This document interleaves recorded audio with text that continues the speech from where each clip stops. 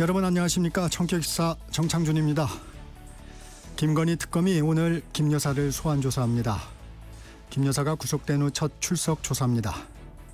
특검팀은 김 여사 신병을 확보하면서 수사 범위와 속도를 최대한 끌어올리고 있는데 민주당 박균택 의원과 특검 얘기 나눠보겠습니다.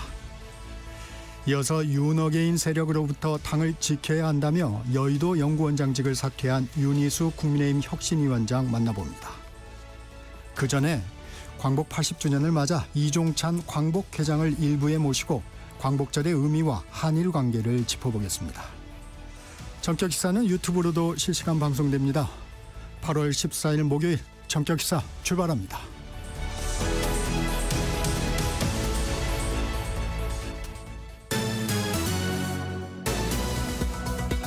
뉴스브리핑 시작합니다. 세계일보 이현미 기자 나와 있습니다. 안녕하세요. 안녕하세요. 어제부터 중부지방에 집중호우가 내리고 있어요. 피해 소식부터 전해주시죠. 네, 어제부터 수도권에 시간당 100mm 안팎의 폭우가 쏟아지면서 각종 사고가 잇따랐습니다.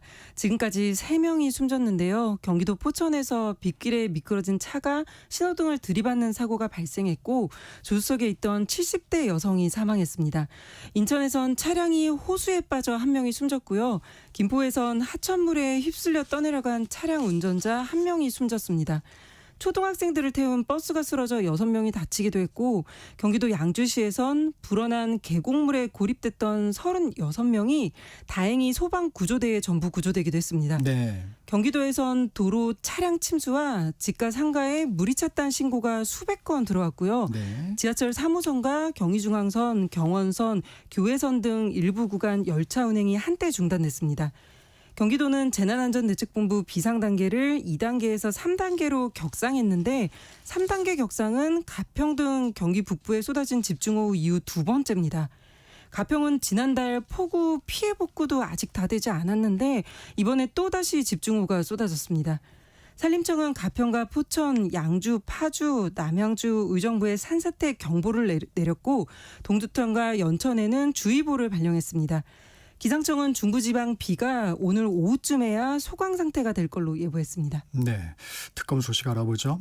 김건희 특검팀이 김 여사 신병을 확보하자마자 수사 속도를 올리고 있어요. 네, 김건희 특검팀은 김 여사가 구속된 지 하루 만인 어제 동시다발적인 압수수색을 진행했습니다. 2022년 용산으로 대통령 관저를 이전할 때 공사를 따낸 업체가 21g이란 곳인데요. 네. 여기가 김 여사의 코바나 콘텐츠 후원업체인데 증축이나 구조보강공사 면허가 없음에도 시공업체로 선정되면서 그 배경에 김 여사가 있는 거 아니냐 이런 의혹이 제기됐습니다. 네. 참여연대가 감사원에 감사를 청구하면서 윤석열 정부 시절 감사가 이뤄지긴 했지만 21g이 공사를 맡게 된 경위 같은 핵심 의혹은 들여다보지 않았다는 비판이 나왔습니다. 네. 특검팀은 어제 21g뿐 아니라 감사원을 대상으로 압수수색을 진행했고요. 대통령실 관리비서관을 지내며 관저 이전을 총괄했던 김호진 전 국토부 1차관의 자택도 압수수색에 포함했습니다. 네. 이 시공업체인 21g은 건진법사 청탁 의혹과도 연관이 있습니다. 네. 윤영호 전 통일교 세계본부장이 건진법사 전성배 씨에게 샤넬백을 건넸고 이게 김 여사 측근인 유경욱 전 대통령실 행정관의 수중에 들어갔었는데 이 행정관이 샤넬 매장에서 건진법사로부터 받은 걸 추가로 돈을 더 내고 다른 가방으로 교환할 때 동행했던 인물이 21g 대표의 배우자였습니다. 네. 오늘 오전 10시 김 여사에 대한 소환 조사가 이뤄지는데요. 김 여사가 특검 사무실에 출석할 걸로 알려졌습니다. 국민의힘 당사에 대한 압수수색도 이루어졌죠? 네, 특검팀은 어제 서울 여의도에 있는 국민의힘 중앙당사를 대상으로 압수수색을 진행했습니다. 2023년 국민의힘 전당대회 과정에서 통일교가 권성동 의원을 당대표로 당선시키기 위해 신도들을 무더기로 당원 가입시키려 했다는 의혹을 확인하기 위해서인데 국민의힘의 반발로 사실상 무산됐습니다. 특검과 국민의힘이 8시간 넘게 대치를 했는데요. 결국 당원 가입에 동원된 걸로 의심되는 사람 중 20명만을 뽑아서 확인하기로 합의를 했습니다. 그러나 특검이 확인한 결과 실제 당에 가입한 사람은 한 명도 없었다고 하고요. 특검은 추후 다시 압수수색을 진행하겠다고 했습니다. 국민의힘은 어제 대전에서 전당대회 후보 합동 연설회를 했는데 이 일정이 끝나자마자 당 지도부와 당대표 후보들이 당사에 집결해서 강하게 반발했습니다. 송원석 비대위원장은 합동 연설회를 하는데 중앙당을 털기 위해 나온 건 빈집 털이범이다. 당원 명분은 정당의 목숨과도 같다. 천인 공노할 야당 탄압이라고 말했습니다. 네. 이재명 정부의 청사진을 그리는 국정기획위원회가 123개의 국정과제를 공개했네요. 네, 지난 2달간 정부 인수위원회 역할을 한 국정기획위원회가 앞으로 5년간 추진할 국정운영 계획을 어제 발표했습니다. 1호 과제는 개헌이었는데 이 대통령이 대선 후보 시절에 공약한 대통령 4년 연임제와 대선 결선 투표제가 담겼습니다. 개혁 완수에도 힘을 실었는데 검찰과 경찰, 감사원과 같은 권력기관 개혁과 군의 정치적 개입 방지, 공영방송 지배구조 개혁이 우선순위로 발표됐습니다. 네. 경제성장 전략으론 AI와 바이오와 같은 신산업 육성과 에너지 전환 등을 내세웠고요. 외교안보 분야에선 임기 내 전시작전 통제권 환수 등이 주요 과제로 발표됐습니다. 또 국민들의 관심이 큰 보건복지 분야에선 아동수당 지급 대상을 기존 8세 미만에서 2030년 13세 미만으로 확대하겠다고 했고 네. 현재 개인이 100% 부담하고 있는 간병비의 경우 중증 환자를 중심으로 2030년까지 본인 부담률을 30% 이내로 낮추겠다고 했습니다. 기초생활보장제도의 생계급여 지급 기준도 현재 중위소득 32%에서 35%로 확대하겠다고 밝혔습니다. 국정위는 이를 위해 5년간 210조 원의 재정이 필요하다고 밝혔는데 네. 앞으로 정부 검토와 국무회의를 거친 뒤 최종안이 확정됩니다. 이 대통령은 어제 국가 살림을 하다 보니 해야 할 일은 많은데 쓸 돈이 없어서 참 고민이 많다. 지금 씨를 한 대박 뿌려서 가을에 한 가마를 수확할 수 있다면 당연히 씨를 빌려서 뿌려야 하는 거 아니냐며 재정을 더 확대하겠다는 의중을 내비쳤습니다. 그런데 정부 조직 개편안은 발표하지 않았어요. 네, 국정기획위원회가 출범할 때만 해도 정부 조직 개편을 최우선적으로 추진하겠다고 밝혔었는데 네. 어제 기획안에는 이런 내용이 포함되지 않았습니다. 원래는 기획재정부에서 예산 기능을 떼내서 재정경제부와 기획예산처로 분리하겠다고 했었는데 부처 간 이해관계 조율 문제로 단일안을 내지 못했다고 합니다. 정부 조직 개편안 발표까지는 더 시일이 걸릴 전망입니다. 이 대통령이 교육부와 여가부 장관 후보자를 포함한 장관급 인선을 발표했죠. 네, 이재명 대통령이 이진숙, 강선우 후보자가 낙마하면서 공석이었던 교육부와 여성가족부 장관 후보자에 각각 최교진 세종시 교육감과 원민경 변호사를 지명했습니다. 최교진 후보자는 중학교 교사 출신으로 인사청문회를 통과해서 교육부 장관이 되면 교사 출신으로는 세 번째 장관이 됩니다. 네. 그만큼 교사 출신 교육부 장관이 없었던 건데요. 최 후보자는 또한 정교조 출신으로는 처음으로 장관 지명이 된 사례이기도 합니다. 그런데 정교조 출신이라는 점과 최 후보자가 2003년 음주운전으로 벌금 200만 원을 선고받은 전력이 있는 점은 논란의 소지가 될 수도 있어 보입니다. 원민경 후보자는 민변 여성인권위원장을 거쳐서 지금 한국여성의 전화 이사를 맡고 있습니다. 네. 어제 발표한 장관급 인선은 6명이었는데 이 중에 정치인은 한 명도 포함되지 않았습니다. 그간 장관급에 한 명도 없었던 학계 인사들이 많이 포함됐는데요. 공정거래위원장 후보자에는 주병기 서울대 경제학부 교수가 지명됐고 대통령 직속 국가교육위원회 위원장에는 차정인 부산대 법학전문대학원 교수, 농어촌 특별위원회 위원장에는 김호 단국대 교수가 위촉됐습니다. 그리고 금융위원장 후보자에는 이억원 전 기획재정부 1차관이 지명됐고요. 10명의 차관급 인사도 이뤄졌습니다. 이재명 대통령 25일로 한미 정상회담이 예정돼 있는데 이에 앞서서 일본 총리를 먼저 만난다고요? 네, 이 대통령이 23일 일본 도쿄를 방문해 이시바 시게루 일본 총리와 두 번째 정상회담을 갖습니다. 지난 6월 한일 정상이 캐나다 G7 정상회의에서 처음 만난 이후 2달 만인데요. 대통령 취임 후 해외 순방에서 미국보다 일본을 먼저 방문하는 건 1953년 이승만 대통령 이후 처음이라고 합니다. 대통령실 관계자는 한국의 진보 정권이 들어설 때마다 미국이 가장 우려하는 건 한일 관계가 악화돼서 한미일 공조가 깨지는 거라서 한일 관계가 돈독해지는 건 미국도 반기는 일이다. 미국과 사전에 협의가 된 일정이라고 말했습니다. 한일 양국이 모두 미국 트럼프 정부에 대규모 투자를 약속했었잖아요. 네. 그런 만큼 새로운 통상 환경에 대한 대응책과 공조 방안 등을 논의할 걸로 보입니다. 이 대통령의 방미, 방일 일정이 모두 확정됨에 따라 미국과 일본의 특사단을 파견하는 건 추진하지 않게 됐다고 대통령실은 밝혔습니다. 네. 이 대통령은 한일 정상회담을 마친 뒤에 그 다음 날 일본에서 방미길에 오를 예정입니다. 오늘 여기까지 듣겠습니다. 뉴스브리핑 세계일보 이현미 기자였습니다. 고맙습니다. 감사합니다. 전격시사 듣고 계신 지금 시각 7시 30분입니다. 날씨와 교통정보 듣고 전격시사 이어가겠습니다. 전격시사 날씨 정보입니다. 현재 아주 강한 비구름이 수도권으로 접근하면서 서울의 강우량도 늘어나고 있습니다. 현재 중부지방 중심으로 호우특보, 반면 충청 일부나 남부지방 제주는 폭염주의보가 발효 중인데요.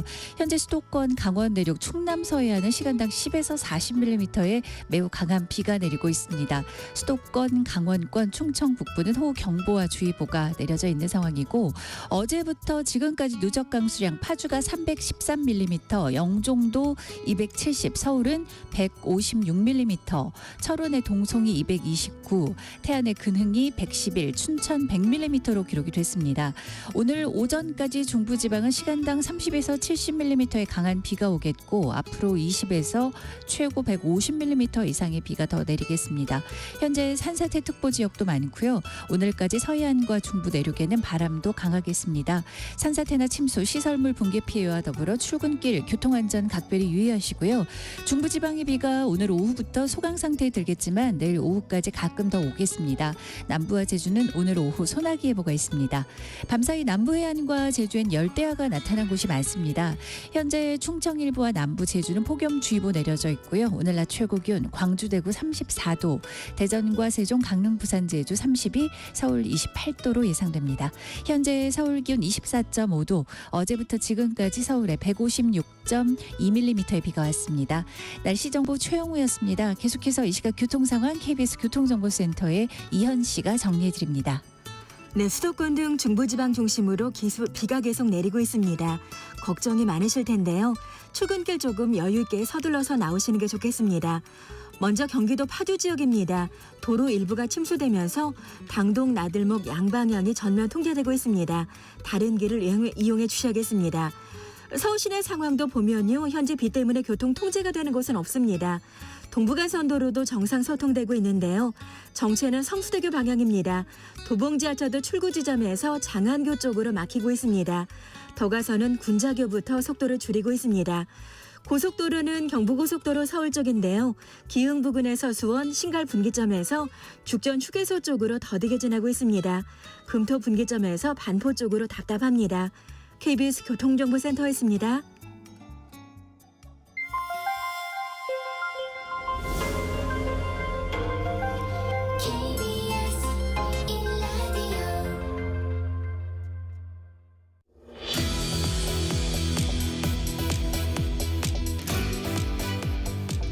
오늘 전격 인터뷰는 광복 80주년을 맞아 이종찬 광복회장 스튜디오로 모셨습니다. 회장님 어려운 걸음 해주셔서 감사합니다. 감사합니다. 광복회 독립유공자와 관련해서 유일한 공법 단체입니다. 청취자분들 위해서 광복회가 어떤 활동을 하는지 먼저 설명해 주시겠습니까? 예, 원래 이제 광복회는 선열들, 독립 선열들이 만든 단체 아닙니까? 그래서 저희들이 제일 1차적인 임무는 그 선열들의 독립 정신을 국민들에게 알리고 또 후세들에게 이게 계승시켜 주는 것이다. 이렇게 저희들은 생각하고 있죠. 그러니까 독립 정신 조금 막연합니다만은 우리나라의 정체성을 확실하게 이제 자리매김하고 그것을 이제 후세들에게 알려주는데 뭐 이렇게 거창하게 얘기하면 그게 뭐냐 이렇게 생각이 많은데 우리 헌법 정신이 그 독립 정신입니다. 그래서 우리나라의 정체성입니다. 왜냐하면 우리나라의 헌법이 상당 부분 임시정부의 헌장을 그다 계승한 부분이 많기 때문에 올바르게 헌법 정신을 이렇게 국민들에게 알리면서 이게 역사적 연원을 따져서 알려주는 것은 참 도움이 된다고 생각합니다. 올해가 광복 80주년입니다. 소회가 남다르실 것 같습니다. 최근에 인터뷰 내용을 보니까 광복 80주년이 애국지사들이 참여하는 마지막 광복절일 것 같다. 이런 말씀도 주셨어요. 어떤 의미인가요? 예, 지금 아까도 말씀드리지만 광복회는 애국선열들이 만든 단체인데 애국 선열들이 지금 생존하고 계신 분이 5분에 불과합니다. 그런데 그 중에서도 3분은 지금 병상에 계시고 1분은 요양원에 계시고 활동 가능한 분이 1분밖에 없어요. 그런데 이게 제가 생각하는데 광복절을 그분들이 모시는 마지막 광복절이 아닌가 이렇게 생각이 되거든요. 광복 90주년이라면 그분들이 생존할 수 있다고 저는 우리는 희망은 하지만은 그게 가능한가 이렇게 한번 다시 되돌이켜 생각해 보게 되죠. 네. 광복절 기념식 지난해에는 윤석열 정부 행사와 따로 반쪽 기념식을 열었었는데 이번에는 이제 정부와 함께 하시죠? 네. 의미가 좀 남다르시겠습니다. 작년에는 사실 조금 유감스럽습니다. 제 광복회로서도 제 국민들에게 충분하게 따로 한 것에 대해서 설명할 수 있는 기회가 없었는데요. 네, 설명해 주시죠. 정부 쪽에서 너무 이 역사를 친일적인 역사로 자꾸 이렇게 가고 있으니까 저희들로서는 그걸 따라갈 수가 없거든요. 그래서 제가 그때 구호를 외쳤습니다.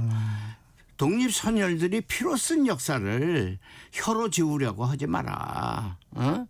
왜 이 독립선열들이 애써서 피를 흘리면서 이거 싸웠던 그 역사를 그냥 자꾸 이게 아무것도 아닌 것처럼 해방은 독립투쟁의 역사에서 독립투쟁의 결과로서 얻어진 것이 아니라 연합회 승리해서 갑자기 얻어진 것이다. 뭐 이런 식으로 자꾸 설명하니까 독립투쟁은 아무것도 아닌 것처럼 자꾸 가고 있어서 몇 번씩이나 이 부분에 대해서 제가 항의를 했는데 안 돼요. 그래서 제가 마지막으로 피로 쓴 역사를 혀로 지울 생각하지 마라 해서 그렇게 거부를 했죠. 예, 그래서 제가 뭐 거부한 것을 잘했다고는 생각 안 합니다만은 그게 불가피했다. 저로서는 이게 마지막 이게 마지노선이었다. 그 마지노선을 뛰어넘었을 때는 우리가 거부할 수밖에 없지 않느냐 하는 그런 심경이었습니다.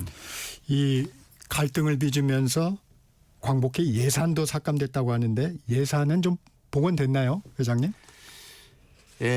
많이 저희들이 노력을 했습니다. 특히 저 개인적으로는 뭐 잘 알다시피 저는 해방을 망명지 상해에서 맞이했거든요.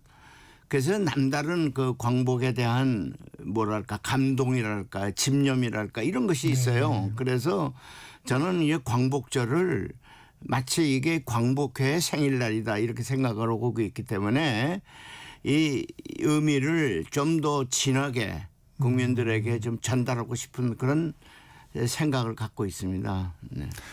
그 예산들은 다 복원이 됐고요. 네. 다행입니다. 김영석 독립기념관장 등 윤석열 정부 당시 주요 역사기관과 단체에 임명된 인사들 여전히 그 자리를 유지하고 있습니다.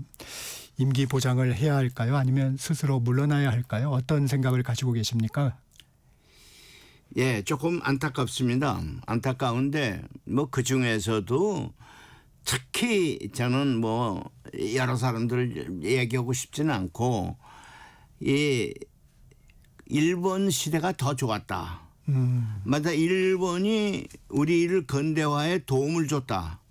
일본이 우리를 착취한 것은 아니다. 이렇게 주장하는 낙성대 연구소라는 데에 있는 분들이 한국학중앙연구원을 다 차지하고 있어요. 더구나 독립기념관도 이사로도 참여하고 독립기념관 자신이 상당 부분 그런 식으로 논리를 피니까 저희들로서는 이거는 아니다. 지금까지가 우리 교과서에서 일본의 그 피해, 일본의 강점에 의한 우리가 피해, 우리가 주권을 뺏긴 피해를 하나도 언급을 안 하면은 도대체 그러면 일본이 우리에게 어떤 일을 했다는 것이냐에 대해서 반문이 일어나지 않을 수가 없거든요. 그래서 저는 이 부분에 대해서는 개인적으로 이건 학문의 자유라고 얘기를 해요. 네. 좋습니다. 학문의 자유라면 그런 것도 연구하는 사람이라고 제가 따돌림을 하지가 않겠습니다. 그러나 지금 그 한국학중앙연구원이나 독립기념관은 국민의 세금으로 운영하고 있어요. 네. 그러면 국민의 세금이 이렇게 편향된 시각으로 자꾸 얘기를 하는 것은 이건 옳지 않다 이렇게 생각하거든요. 그러니까 국민의 세금으로 내는 것은 어떤 쪽에도 치우치지 말고 정론을 계속 펴나가는 것이 국민의 의무가 아닌가 생각합니다. 지금 이제 말씀하시는 부분이 이제 뉴라이트 역사관 네. 일부 이제 언급을 해주셨는데 이 뉴라이트는 현대판 밀정이라는 생각 여전히 갖고 계신가요? 밀정이라는 건 조금 조금 네. 심한 표현이긴 한데요. 네. 제가 왜 그런 얘기를 했느냐면요. 뉴라이트에 해당되는 논리를 피는 분 중에 나가 뉴라이트다 하는 시인하는 분이 없어요. 네. 전부 옛날에는 내가 뉴라이트였다고 시인을 했는데 요새는 어떻게 되는지 뉴라이트 당신 뉴라이트 식입니다. 이걸 얘기를 하면 그게 무슨 뉴라이트식이냐 아니다. 나는 정론이다. 이렇게 자꾸 얘기를 하니까 뉴라이트를 보면 한 사람도 없고 실질적으로 행동을 하고 있고 그렇게 되면 그러니까 밀정이라는 것이 자기가 밀정이라는 사람 한 사람도 없거든요. 아 그런 예, 의미에서. 근데 잠깐 밀정 노릇을 하거든요. 그러니까 제가 그렇게 몰래 하지 말라. 내놓고 해라. 예, 정당하게 해라. 그래서 밀정 얘기가 나온 겁니다. 이제 건국절 논란은 좀 잦아든 것 같습니다. 어떻게 보세요, 회장님? 아직 있어요. 저는 말이죠. 마치 건국절을 얘기를 이승만 대통령이 처음 시작한 것처럼 자꾸 꾸며서 만들었는데 이승만 대통령은 그런 말을 한 사실이 없습니다. 이승만 대통령은 한번 그 기록을 찾아보세요. 처음 국회의장의 개회사에 뭐라고 얘기했느냐면 오늘 수립되는 이 정부라고 그랬어요. 이 정부는 김인현에 세운 대한민국 정부의 오늘이 부활일이요. 그 정부를 계승하는 날이다. 이렇게 얘기를 했어요. 분명하게. 국회 개원 개회사에서. 개회사예요. 네. 그리고 더 중요한 말을 했어요. 뭐냐. 그러므로 민국 연호는 김인현서부터 기산하라 그랬어요. 그러니까 우리 관보 1호에 1948년이라고 쓰질 않고 기산하라고 그랬으니까 대한민국 30년이라고 썼습니다. 기록에 나와 있어요.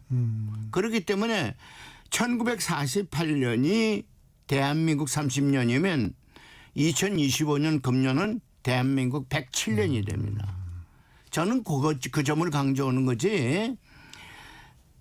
자꾸 이승만 대통령을 자기 편으로 끌어들이기 위해서 만드는데 물론 이승만 대통령이 반민특위도 해체시키고 이런 친일적인 조치를 해서 우리가 원망하는 부분도 많지만은 시초는 그렇게 출발하지는 않았습니다. 올해가 광복 80주년이기도 합니다만 한일 수교 60주년이기도 합니다. 미래지향적인 대일관계 어떻게 가져가야 된다고 보십니까? 예, 그런데 한일 수교 60주년인데 저희가 꼭 짚고 넘어가야 할 부분이 있습니다. 네. 한일 수교 60주년 전에 60주년 그때 한일 기본 조약을 맺었어요. 네. 그 기본 조약 2조에 뭐라고 정의를 했느냐 하면은 1910년 병합됐지 않았어요? 네. 그 조약은 이를 비롯해서 그 당시에 있었던 모든 불평등 조약은 이미 무효다. 그러니까 말하자면 일본 강점이 무효라는 얘기입니다. 일본 강점했던 모든 거, 우리의 외교권을 뺏어간 거 모든 것을 이미 무효다 이거예요. 그 시기부터 체결된 시기부터 무효다 이거예요. 물론 일본은 그중에 이제 꾀를 좀 내갖고 45년부터 무효라고 얘기는 합니다마는 네. 중요한 것이 있습니다. 금년에 일본의 지성인들이 모였어요. 지성인들이 모여서 일본 정부는 궁색하게 45년부터 무효다. 그러니까 그 전에 강점은 무효라고 할 수 없다는 식의 논리를 펴고 있는데 잘못된 것이다. 한국 정부의 말이 맞다. 1910년 체결 당시부터 무효다. 이걸 이제는 우리가 벌써 60년이 지난 오늘에 이르러서는 이제는 그런 얕은 수를 쓰지 말고 한국 정부의 주장대로 1910년에 맺었던 당시부터 무효다. 이래서 자기네들이 일제 강점기라는 것을 부인하고 싶다. 이런 양심 선언을 했어요. 학자들입니까? 학자들입니다. 학자들도 있고 뭐 거기에 그냥 그 지성인들도 있고 뭐 저술가도 있고 시인도 있고 아주 다양한 그 지성인들입니다. 그래서 그 사람들이 일본의 양심이라고 저는 생각해요. 지금 일본은 약간 우파적으로 자꾸 가고 있거든요. 그런데 그 우파적인 것은 저는 일본에게 옳은 방향이 아니라고 생각해요. 그렇기 때문에 그 지성인들의 양심의 소리를 일본의 정부는 그것을 들을 필요가 있다. 이렇게 저는 생각하죠.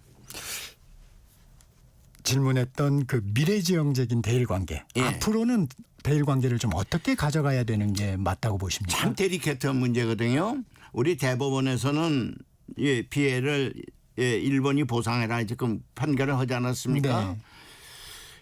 저는 조금 양론을 지금 생각 중인데 네. 아직은 좀 시기적으로 좀 빠르긴 합니다만은 아일랜드의 경우를 보니까 아일랜드가 영국으로부터 800년간 지배를 받았던 아일랜드 아닙니까? 근데 아일랜드가 일본과 영국과의 화해가 언제 이루어졌느냐? 아일랜드의 국민소득이 영국의 국민소득을 능가할 때, 그때 아일랜드에서 이제 그만하고 이제 화해를 하겠다 하는 그런 화해조회 모임이 있었어요. 네. 그리고 엘리자베스 여왕이 그러고서 국빈 방문을 처음 했습니다. 아일랜드를. 그게 말하자면 아일랜드가 잘 사는 나라가 됐다. 이런 것을 계기로 해서 이루어진 거예요. 저는 지금 2023년이 우리가 개인당 국민소득 네. 전체 GDP는 뭐 지금 일본은 네네. 인구가 많으니까 훨씬 우리보다 많겠지만은 개인당 GDP는 우리가 2023년에 일본을 능가했습니다. 그러니까 우리가 이제부터는 조금 여유를 가지고 이 대일 이렇게 청구라든가 이런 문제를 조금 다시 한번 생각해 보자 하는 그런 계기가 이제는 왔다 이렇게 보고 있거든요. 이제는. 네. 네. 지금의 이제 국가정보원장이죠. 네. 국가정보원장도 역임하신 바가 있는데 대북 관계도 좀 여쭙겠습니다. 이재명 정부가 출범하면서 대북 확성기 방송 중단, 확성기 철거, 대북 전단 살포 금지 뭐 이런 유화 정책들 내놓고 있습니다. 네. 하지만 북한 여전히 적대적 이국가론을 주장하고 있습니다. 어떻게 보고 계십니까? 저는 사실 굉장히 우려하는 것이 김정은 위원장의 두 국가론을 얘기하는 것은 자기 선대에 대한 배반입니다.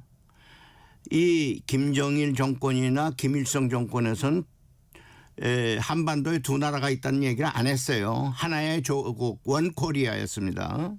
그런데 이 사람이 와서 이걸 바꿨거든요. 바꿨다는 건 여러 가지 의미가 있을 겁니다. 왜냐 우리가 지금 북한에 비해서 소득 면에서 보면 우리가 압도적이죠. 100배예요. 100배. 네. 그러니까 한국가로서 이렇게 대하면은 자칫 잘못하면 북한이 남쪽에 흡수되겠다 하는 우려에서 아주 그냥 딱 사선을 그어놓는 그럴 수밖에 없었다는 이해는 합니다마는 그것은 장기적으로 보면 우리 역사에 대한 배신입니다. 우리는 5천 년 동안 한민족으로 살아왔지 이렇게 두 나라로 살아온 것은 80년에 불과합니다. 그런데 이것을 두 나라로 얘기하는 것은 어쩌면 역사에 대한 배신이거든요.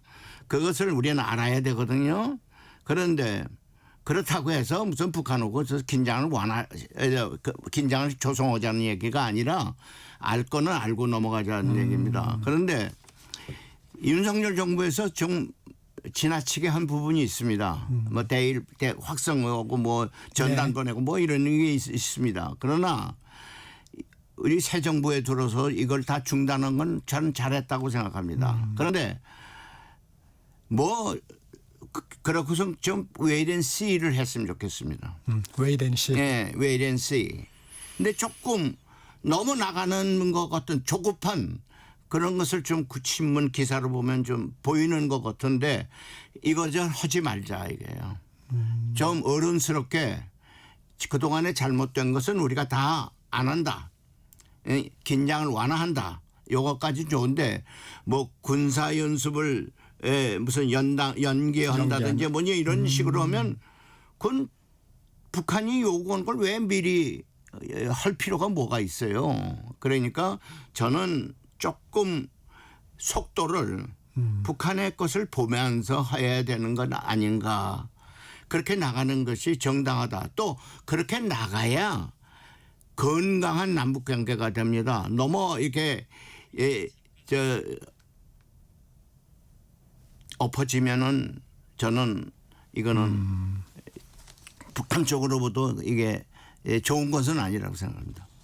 이 광복절 행사 관련해서 좀 여쭤보겠습니다.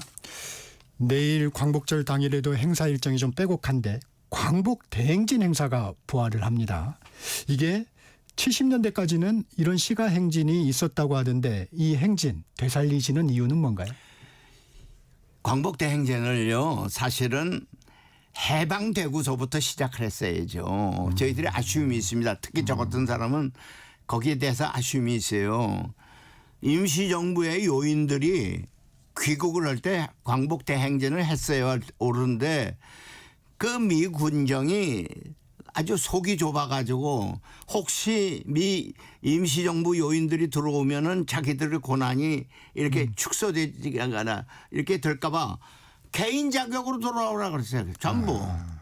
그 임시정부 요인들이 김구 선생부터 시작해서 전부 개인 자격으로 들어간다는 서약서까지 다 썼어요. 서약서를 강조하고 서약서를 안 쓰면 군용기에 태워주질 않으니까 교통수단이 없었단 말이죠. 그러니까 할 수 없이 썼는데 그래가지고 임시정부 요인들을 처음부터 이게 아무것도 아닌 존재로 이렇게 자꾸 군정이 만드니까 오늘날 역사 왜곡이 사실 거기서부터 시작됐거든요. 말하자면은 김구 선생을 비롯해서 이 임시정부 요인들이 드골처럼 개선문으로 대행진을 했으면은 국민들 마음이 굉장히 풀어졌을 거예요. 그런데 개인 자격으로 들어와서 언제 들어왔는지도 모르게 신문에 보도도 안 했어요. 근데 그거는 미 군정의 실패라고 생각합니다. 이 광화문까지 그래서 이제 광복 대행진 행진을 마치면 국민 임명식으로 이어집니다. 이재명 대통령의 공식 취임 행사이기도 한데 그런데 전직 대통령 중에 이명박 박근혜 전 대통령이 불참하기로 했고 보수 정당들도 광복절 사면에 항의하는 차원에서 불참하기로 했습니다. 통합의 취지가 좀 아쉽게 된 것 같은데 어떤 평해 주시겠습니까? 저희들은 그래서 이번에 행진을 할 때 일부러 광복군 2지대 모자를 씁니다. 2지대. 왜 2지대가 미국의 OSS하고 합동작전으로 국내 진공작전을 계획을 했다가 해방이 빨리 오는 바람에 그게 무산이 됐거든요. 그 아쉬움이 있습니다. 그래서 이지대 모자를 쓴 이지대 국내 진공하는 그런 역사적인 것을 한번 재현하고 싶어서요. 네, 조금 정리해 주시면. 이제 국민 취대식이 있는데 제가 이제 그분들의 생각을 하는 거죠. 윤석열 정부가 대통령이 지금 수사를 받고 있는데 회장님. 박근혜 대통령이나 네. 이명박 대통령이 그렇게 네. 쉽게 그런 자리에 나올 수 있겠나 하는 그런 이제 역지사지를 한번 해보는 거죠. 네, 지금까지 이종참 광복회. 안녕하세요. 서울특별시의회 의장 최우정입니다. 서울의 즐거운 변화, 여러분은 느끼고 계신가요? 기초학력 검사 덕분에 우리 아이 부족한 부분을 보완할 수 있었어요. 도시계획으로 지하 안전까지 미리 챙겨주니까 안심이 되네요.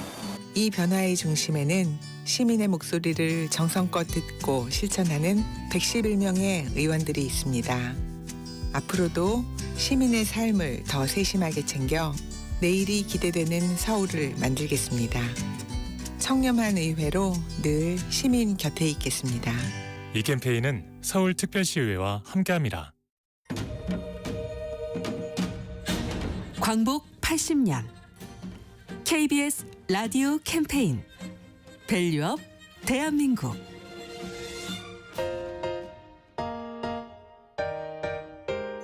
네, 안녕하세요. 저는 책에 대해서 공부하고 있는 책과사회연구소 대표 백원근입니다. 해방 직후에 우리 말과 우리 글은 되찾았지만 책 만들 종이조차 없었습니다. 그래서 미국의 원조를 받던 우리나라가 이제는 당당히 세계 10대 출판 강국이 되었고요. 노벨문학상 보유국 그리고 출판 한류로 각광받는 나라가 되었습니다.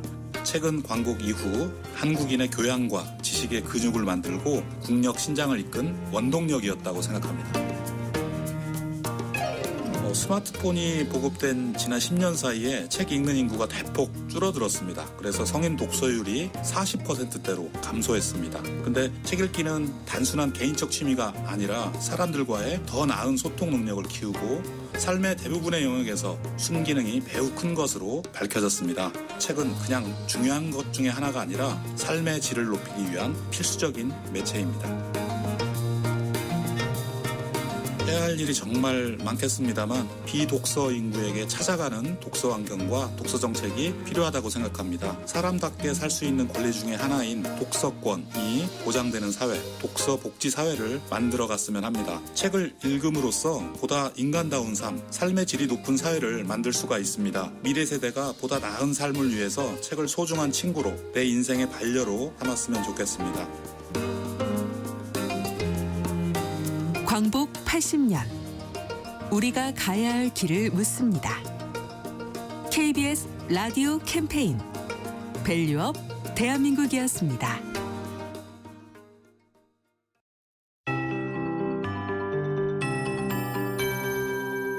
KBS 58분 날씨. 현재 수도권과 강원권, 충청 북부에 호우경보와 주의보가 발효 중입니다. 지금 수도권과 강원 내륙, 충남 서해안은 시간당 10에서 40mm의 매우 강한 비가 내리고 있는데요. 어제부터 파주가 313mm의 비가 지금까지 누적이 됐습니다. 영종도가 270, 서울도 160mm의 비가 기록이 됐고요. 춘천 100mm로 기록이 됐습니다. 오늘 오전까지 중부지방은 서해상에서 지속적으로 강하게 발달하는 비구름대가 들어와 앞으로 20에서 최고 150mm의 비가 더 내릴 전망입니다. 현재 산사태특보 지역이 많습니다. 오늘까지 또 서해안과 중부 내륙은 바람도 강하게 불겠습니다. 산사태나 침수, 시설물 붕괴 피해와 더불어서 출근길 교통안전에 각별히 주의하셔야 되겠습니다. 중부지방의 비는 오늘 오후부터 소강 상태에 들겠습니다. 내일 오후까지 가끔 비가 더 오겠고 남부와 제주는 오늘 오후에 5에서 40mm의 소나기가 지나겠습니다. 밤사이 남부 해안과 제주는 열대야가 나타났고요. 오늘 충청 일부나 남부지방 제주는 폭염주의보도 내려져 있습니다. 낮 최고 기온 광주 대구 34도, 대전 세종 32, 서울 28도로 예상됩니다. 현재 서울 기온 24.3도, 지금까지 서울에 160mm의 비가 왔습니다. 최영우였습니다.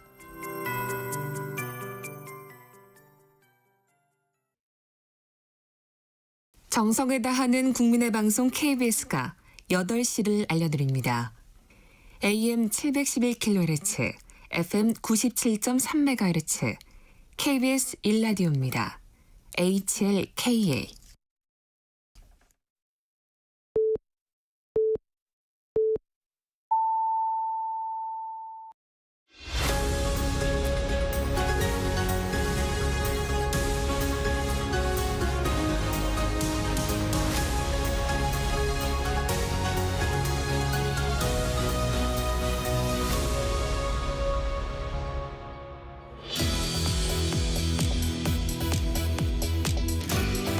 전격 인터뷰 먼저 여당부터 만나보겠습니다. 더불어민주당 검찰 정상화 특위위원이자 당 윤리감찰단장이신 박균택 의원 나와 있습니다. 의원님 안녕하세요. 예, 안녕하십니까. 박균택입니다. 의원님 이 내용을 살펴보기 전에 기상특보 먼저 하나 전해드리고 가겠습니다. 오늘 아침 7시 35분 경기도 양평군 일대에 호우경보가 발효됐습니다. 침수 지역, 위험 지역에 있는 분들은 주변에 있는 사람과 함께 즉시 안전한 곳으로 대피해 주시고 농촌 지역에서는 농작물 및 시설물 피해가 발생하지 않도록 미리 대비하시기 바랍니다. 이상 행정안전부에서 알려드렸습니다. 네, 정청래 대표가 의원님을 윤리감찰단장으로 임명했어요. 어떤 역할을 하시는 건가요? 그 당내 어떤 그 뭐 좀 무리가 발생하거나 또 징계를 해야 할 일이 있을 때 어떤 그 징계 심사를 위한 사전 조사자의 역할을 하는 역할입니다. 이게 기존 조직인가요? 아니면 새로 만들어진 조직인가요? 지금 한 그 4년 전에 만들어졌습니다. 그래서 제가 지금 현재 3대 윤리감찰단입니다. 아, 그렇군요. 단장입니다. 네, 특검 현안 좀 살펴보겠습니다. 김건희 여사가 구속됐습니다. 오늘 첫 조사가 예정돼 있습니다. 김건희 여사는 지난번 특검 조사에는 혐의를 전면 부인했습니다. 진술 거부권을 행사할 가능성이 있을까요? 어떻게 보세요? 예, 제가 보기에는 충분히 있는 일인 것 같습니다. 지난 그 조사에서 거짓말을 하다가 구속으로 이어지는 손해를 받지 않습니까? 그렇다고 뭐 합리적인 또 변명을 할 방법도 없는 것 같고 결국은 증거를 다 가지고 있는 상태에서 본인이 자백하기는 싫고 결국은 그렇다고 한다면 본인이 그 어떤 사용할 수 있는 권리는 진술 거부권이 아닐까 그런 생각이 듭니다. 이번 구속영장에는 일단 3가지 혐의가 적시가 됐었죠. 이 16가지 의혹이 지금 특검이 수사하고 있는데 이 구속기한 내에 유의미한 성과를 좀 낼 수 있다고 보세요? 어떻게 보십니까? 예, 가능할 것 같습니다. 네. 이번에 16개 중에 3개를 고른 이유가 또 어떤 무슨 그 뭐 전략적인 계산이 있어서라기보다는 기존 검찰에 의해서 그 충분히 조사가 돼 있었던 사안입니다. 명태균 게이트는 처리는 못했지만 오랫동안 조사가 있었고 건진법사 사건은 남부에서 건진법사에 대한 구속영장을 청구한 적이 있었고 도이치모터스는 검찰이 무혐의 처리를 하는 네. 치욕적인 결정은 했지만은 어떤 언론 또 판결 이런 걸 통해서 모든 진상이 드러나 있었기 때문에 어떤 이 3가지는 증거가 이미 갖춰진 사안이라는 특성이 있습니다. 그래서 아마 머지않아 구속 기소하는 데는 문제가 없을 것 같습니다. 이 말씀을 주셨으니까 여쭤보겠습니다. 도이치모터스 주가 조작 의혹과 관련해서는 혐의가 지금 드러나고 있는데 전 정부 검찰에선 무혐의 처분을 했습니다. 당시 검찰 수사는 어떻게 보십니까? 이건 검찰이 오늘날 지금 그 문을 닫게 생긴 상황 아닙니까? 검찰청 폐지 법안이 곧 통과될 텐데 거기에 기여했던 법안 중에 하나겠죠. 그러니까 3년 동안 야당을 상대로는 탈탈 터는 수사를 했고 여당을 상대로는 벌벌 떠는 수사를 했다라고 표현을 하는데 여당을 상대로 벌벌 떠는 수사를 했던 대표적인 애가 바로 이 그 명품백 사건과 도이치모터스 사건입니다. 네. 불러서 조사도 못했던 그런 모습을 보였기 때문에 바로 이런 부분이 오늘날 검찰을 폐문에 이르게 하는 원인이 됐다고 생각합니다.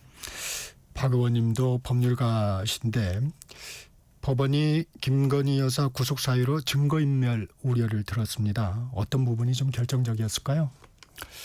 그 3가지 사안들이 전부가 다 거짓말로 일관했지 않습니까? 모두가 다 증거가 있는데 모두 다 부인을 함으로써 또는 그 관련자들의 그 진술에도 불구하고 엉뚱한 얘기를 함으로써 증거인멸의 우려가 있다고 판단이 됐을 겁니다.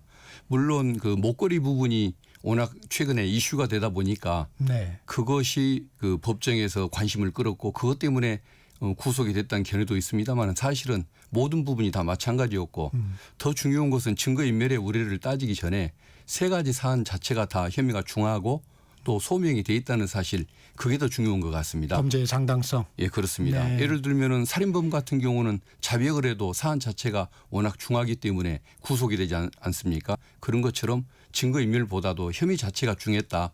이 부분이 저는 주 요인이라고 봅니다.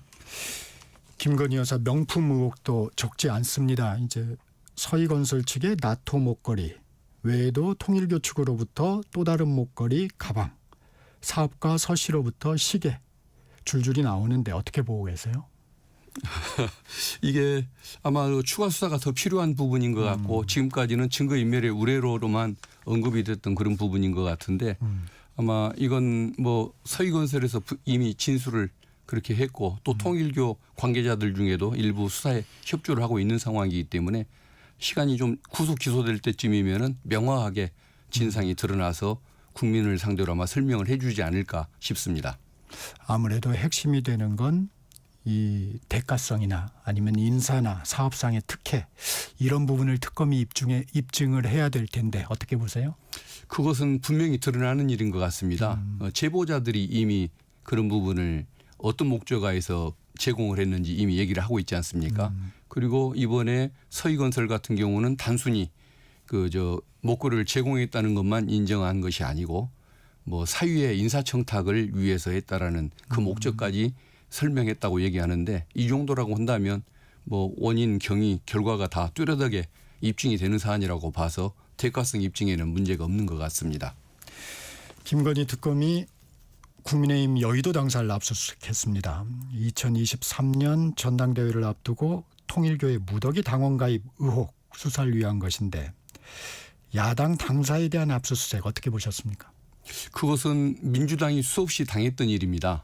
윤석열 검찰에 의해서 수없이 당했던 일인데 네. 이번 사안은 이재명 정부나 이재명 정부의 검찰이 하는 일이 아니고 독립된 특별검사가 하는 일입니다.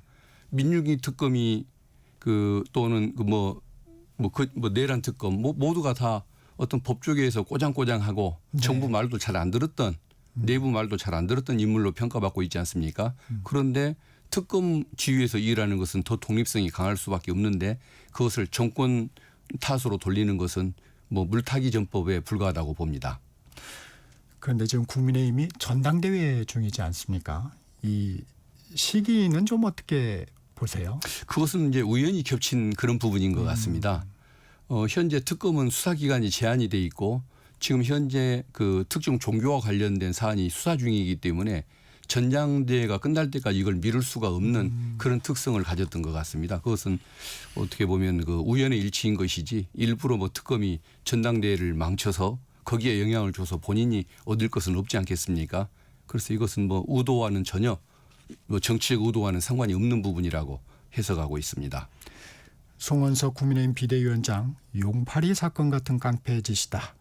조국 전 대표, 윤미향 전 의원 등의 사면으로 정치적 위기 돌파를 위한 이재명 정부의 국면 전환용으로 보인다. 이렇게 비판을 했습니다. 어떤 말씀 주시겠습니까? 그것을 용팔이 같은 깡패 짓이다. 이재명 정부가 뭐 독재를 한다 이런 얘기를 하는데 독재 또 용팔이 폭력, 정치 폭력 이런 부분은 다 국민의힘 전신의 정당에서 저질렀던 일들 아닙니까? 그런데 그것을 가지고 민주당을 공격하는데 사실은 본인들이 저질렀던 일을 가지고서 민주당한테 그런 용어를 쓰다 보니까 국민적인 공감을 얻기는 참 어려운 표현들이 아닌가 싶습니다.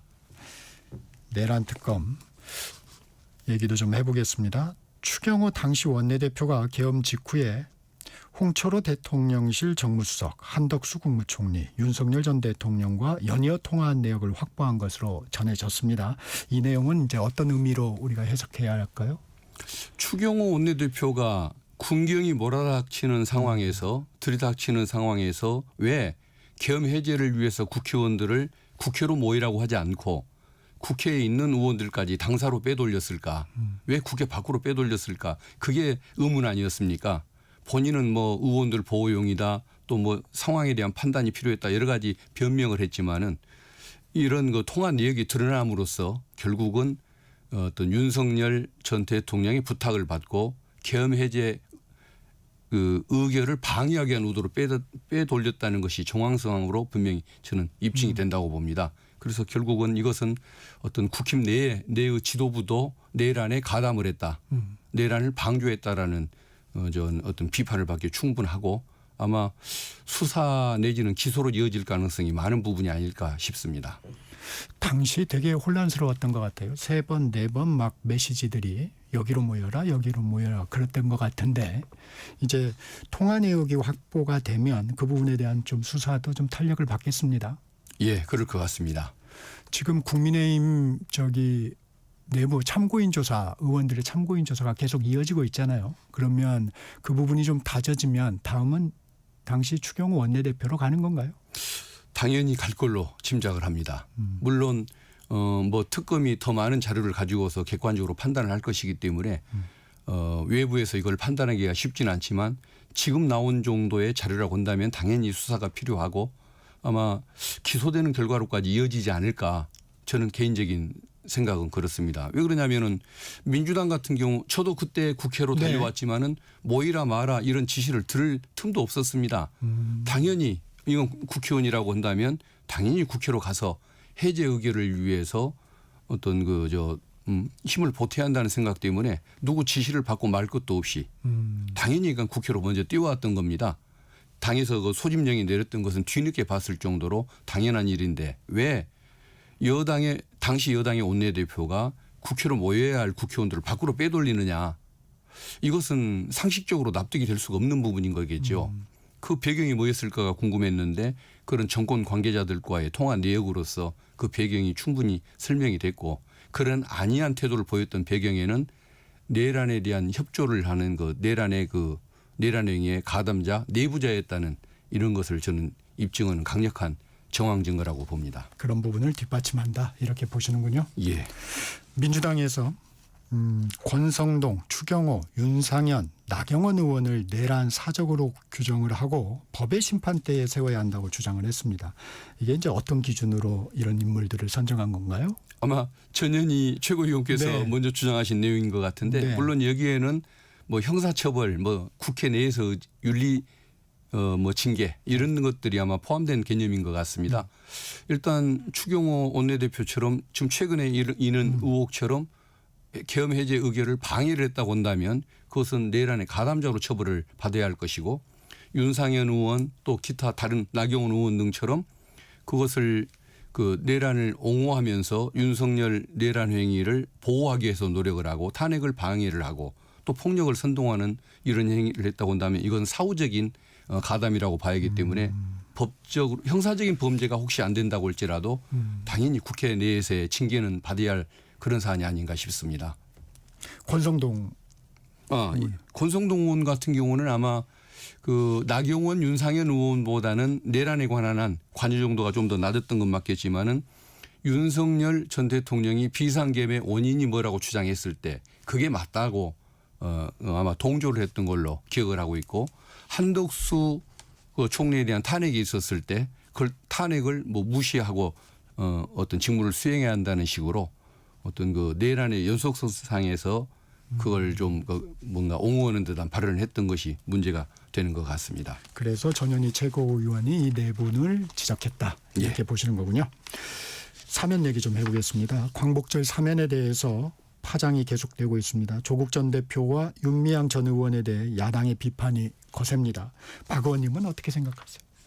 제가 윤미향 전 의원에 대해서는 사안을 깊이 연구해 본 적이 없기 때문에 지금 여기서 정확히 평가하기는 어려울 것 같고 어쨌든 제일 큰 관심이 되고 있는 조국 대표 사면 이 부분에 대해서 좀 말씀을 드리자면 조국 대표가 잘못을 했다고 할지라도 그 잘못보다도 훨씬 심한 매를 맞았습니다. 온 가족이 저렇게 과잉 수사를 받고 장기간의 처벌과 학위까지 취소되고 의사 면허까지 취소되는 이런 피해를 입었지 않습니까? 그래서 저는 맞을 행동을 이미 한 세대 맞을 행동을 했다고 치면은 이미 30대는 맞았다고 보는 거고 그것을 나머지 50대까지 처벌하는 주장 자체가 오히려 저는 조금 잔인한 주장이 아닐까 그런 생각을 합니다. 근데 이제 조국 전 대표의 그 혐의가 입시비리라는 국민들한테 아주 민감한 사안이었고 또 형기를 한 3분의 1밖에 채우지를 못했어요. 이제 그런 부분에 대해서 좀 비판의 목소리가 나오는 것 같습니다. 예, 물론 그런 비판을 하는 분들의 입장도 이해는 합니다만은 그래도 그 어떤 그 사면이라는 것이 어떤 정치적인 통합을 또 추구하는 예외적 조치 대통령의 예외적 조치 아닙니까? 어쨌든 이 대한민국의 민주주의를 앞당기기 위해서 함께 투쟁했던 그런 동지라는 측면을 생각하면 또 어떤 과보다 공이 훨씬 크다는 측면이 있고 또 그걸 비판하는 분들에 대해서는 한번 문제를 제기하고 싶은 게 그분들은 과연 이명박 박근혜 전 대통령이 그 사면을 받을 때 어떤 얘기를 했었는지 그게 참 궁금하기도 합니다. 의원님은 호남의 지역구를 두고 계신데 이번 조국 전 대표의 사면 호남 민심은 좀 어떤가요? 뭐 당연히 뭐 거기에 대해서 우호적으로 생각하는 시각이 많을 것 같습니다. 다만 그 질문을 하시는 배경에는 혹시나 그 내년 지방선거와 관련해서 조국 어떤 전 대표에 대한 지지도가 어떻느냐 어떻게 흘러갈 것이냐에 대한 그 궁금증도 아마 포함되신 것이 아닌가 싶은데 미리 말씀을 주시네요. 아 그렇습니까? 근데 저는 제가 보기에는 아마 지금까지 누렸던 인기는 누리지 못할 것이라는 것이 제 생각입니다. 네. 왜 그러냐면 조국 대표를 거의 지지했던 것은 첫째 정치 검찰에 의해서 너무 과도한 수사를 당한 것에 대한 측은지심, 동정심이 작용을 했을 것이고 또 국민들이 당연하다고 생각하는 검찰 개혁이라는 주제 이걸 잘 해결해 주기를 바라는 그런 마음이 있었을 텐데 이번 사면으로서 측은지심은 해소가 되고 그다음에 검찰 개혁이라는 조국 정당이 추구하는 최고의 가치 검찰 개혁은 이번 가을이면 이미 완성이 돼버릴 것이기 때문에 그렇다고 한다면 조국 대표에 대한 어떤 그 개인적인 또 애잔함이나 또 어떤 지지의 필요성 이것은 상당히 줄어들 것이라고 저는 생각을 하고 있습니다. 이 호남의 주도권을 놓고 경쟁이 불가피하다 뭐 이런 부분의 분석에 대해서는 조금 다른 결의 생각을 가지고 계시는 거군요. 예, 그렇습니다. 광복절 특사파장이 국민 임명식까지 미치고 있습니다. 국민의힘 지도부 개혁신당은 불참 의사를 밝혔고 국민의힘 광역자치단체장들도 보이콧하고 나섰습니다. 이거 진영 논리가 다시 살아나는 것 같은데 이 상황은 어떻게 보십니까? 국민 통합을 추구해야 할 자리인데 그런 식으로 반통합적인 행동을 보이는 그 어떤 국힘 정치인들에 대해서 좀 국민들이 어떤 판단을 하실지 의심스럽습니다. 조국 대표에 대한 사면 같은 것이 원인이 돼서 불참한다는 것은 그것은 오기 싫었는데 마침 핑계가 잘 됐다라는 어떤 뭐 그런 취지가 아닐까 싶습니다. 그런데 아까도 말씀드린 것처럼 그분들한테 묻고 싶은 게 더 큰 죄를 저질렀던 이명박 박근혜 전 대통령 사면될 때 그분들은 어떤 반응을 내세웠는지 참 궁금하기도 합니다. 그래서 저는 어떤 그 속 좁은 그런 행동들에 대해서 국민들이 그렇게 썩 우호적으로 평가하는 일은 없을 것 같다라는 말씀을 드리고 싶습니다. 그건 좀 별개의 문제 아니냐? 예, 그렇습니다. 이 대통령실에서도 발표를 했는데 이 전직 대통령 관련해서도 이명박 박근혜 대통령은 건강상의 이유를 들어서 불참을 통보했다고 합니다. 이 이순자 여사 또 김옥숙 여사도 불참을 통보했다고 하는데 이는 좀 어떻게 보셨습니까? 진짜 건강상의 핑계였으면 진짜 건강상의 이유면 좋겠다는 생각이 들고 건강하시기를 바라겠습니다. 어쨌든 그분들이 와서 이재명 정부가 얻는 이익이 뭐 특별히 저는 크지는 않을 것 같고 오히려 그분들이 국민들의 그 민심을 잃는 그 효과가 더 크지 않을까 싶은데 어쨌든 그렇게 지혜롭지 않고 민심과 위반되는 행보로 지금까지 그렇게 살아왔기 때문에 지금의 저런 모습들을 당하지 않는 걸까 생각이 됩니다. 이 얘기도 여쭤보겠습니다. 이재명 대통령과 관련된 쌍방울 대북 송금 사건. 민주당은 진짜 주범은 정치검찰이다. 이렇게 규정을 하면서 엄중 처벌을 촉구했는데 어떤 이유인가요? 김성태 전 회장의 진술에 의해서 조작 수사임이 드러나는 것 아니냐라는 차원에서 한번 그 기존의 주장을 되풀이하는 그런 내용인 것 같습니다. 그런데 이제 혹시 정부가 바뀌었으니까 김성태 회장이 입장을 바꾸는 것 아니냐. 진술을 바꾸는 건 아니냐. 예, 이런 식의 얘기를 합니다마는 물론 그 진술이 안 하던 얘기를 하는 것은 맞습니다마는 저는 그 얘기는 어쨌든 믿을 만한 것이라고 봅니다. 그것은 김성태 회장이 인격적으로 옳기 때문에 옳은 것이 아니고 객관적 상황이 실제 그렇기 때문에 저는 김성태 회장의 얘기가 옳다고 보고 정치검찰은 비판을 받아야 한다고 봅니다. 첫째는 수원지검이 이재명 대표가 이재명 그 전 경기지사가 등장하기 전에는 그 대북 송금의 목적이 나노스라는 그 계열사의 주가를 띄우기 위해서 대북 송금 사업을 추진했던 것이라고 수원지검 보고서에 그렇게 나와 있습니다. 그런데 이재명 후보가 등장하기 시작하면서 수사의 방향이 바뀌었던 것입니다. 그리고 필리핀 마닐라에서 대북 송금을 북한 리오남입니까? 거기에 돈은 뭐 70만 불을 줬다고 하는데 그때 북한 사람들에게는 비자도 나오지 않는 상황입니다. 굳이 중국에서 줘도 되는 돈을 필리핀 마닐라까지 밀 잠입을 해서 007 첩보작전식으로 돈을 줬다는 그 사안 자체도 믿기가 어려운 것이고 또 하나 근본적으로 문제가 이재명 경기지사를 위해서 800만 불 100억이 넘는 돈을 썼다고 한다면 당연히 정치인은 고마워서 그 후원자를 만나는 것이 정상 아니겠습니까? 그러나 둘이는 만나본 적이 없습니다. 두 분은. 차 한 잔 마셔본 적도 없습니다. 누가 술자석에서 바꿔주는 전화를 받은 적이 있냐 없냐가 쟁점인 겁니다. 그럼 둘 사이는 아무것도 아닌 관계인 거죠. 그게 100억을 이재명 경기지사를 위해서 썼던 사안이라고 한다면 그건 말이 성립이 안 되는 그런 관계 아닙니까? 그렇다고 한다면 이것은 애초에 객관적인 상황 자체가 이재명 지사에게 책임을 미룰 수가 없었던 그런 사안인 겁니다. 그래서 이것은 객관적인 상황에 맞기 때문에 다시 한번 김성태 회장의 진술을 통해서 확인이 되는 것이지 그분이 말을 바꿨기 때문에 이제 와서 진상이 바뀌거나 이런 사안은 저는 아니라고 봅니다. 그러면 검찰이 공소를 취소해야 된다. 그것은 아마 정치인이 할 얘기는 아닌 것 같고 오히려 그 내부에서 진지한 반성을 통해서 검찰 차원의 어떤 판단이 있으면 좋겠다라는 것이 제 희망입니다마는 아무래도 당이 먼저 주장하는 것보다는 검찰 내에서 그런 반성의 움직임 같은 것들이 있고 본인들이 정말 냉철하게 판단해서 필요하다면 그런 조치를 해주는 것이 어떨까 저는 개인적인 희망이 그렇습니다. 그런데 민주당에서는 이화영 전 경기도 부지사에 대한 석방도 요구하고 있습니까? 그런 얘기를 하는 분이 있습니다. 저도 충분히 가능하다고 봅니다. 어떤 배경인가요? 이번에는 이재명 어떤 경기지사 부지사와 관계 때문에 이해관계가 있다고 오해를 받을까 봐 아마 검토를 안 하셨던 것 같은데 저는 연말이라도 아니면 또 내년이라도 반드시 해야 한다고 보는 이유가 대북 송금 사업 이 부분은 분명히 저는 조작적인 요소가 있는 조작 수사가 있었던 부분이라고 저는 보기 때문에 그걸 믿을 수가 없고 다만 어떤 개인 카드를 받아서 썼다든가 경비 지원을 받았다는 정치자금법 내지는 이런 뇌물 수사가 포함된 있는 그런 측면, 개인 비리 측면은 있습니다만은 이게 다 이재명 경기지사를 잡기 위해서 표적 수사의 대상이 됐던 그런 부분이 있는 것이기 때문에 저는 그런 억울한 사안이라고 한다면 정치적으로 어떤 희생을 당한 측면이 있다고 한다면 이것이야말로 어떤 사면의 대상으로 한번 검토해야 하는 것이 아닐까. 그런 개인적인 판단이 듭니다. 어제 국정기획위원회에서 이재명 정부의 국정운영 청사진을 발표했습니다. 123개 과제 중에서 1호 국정과제가 개헌이었습니다. 의원님이 관여하고 계시는 이 검찰 개혁안도 우선 개혁 과제로 제시가 되고 있었습니다. 좀 어떻게 보셨습니까?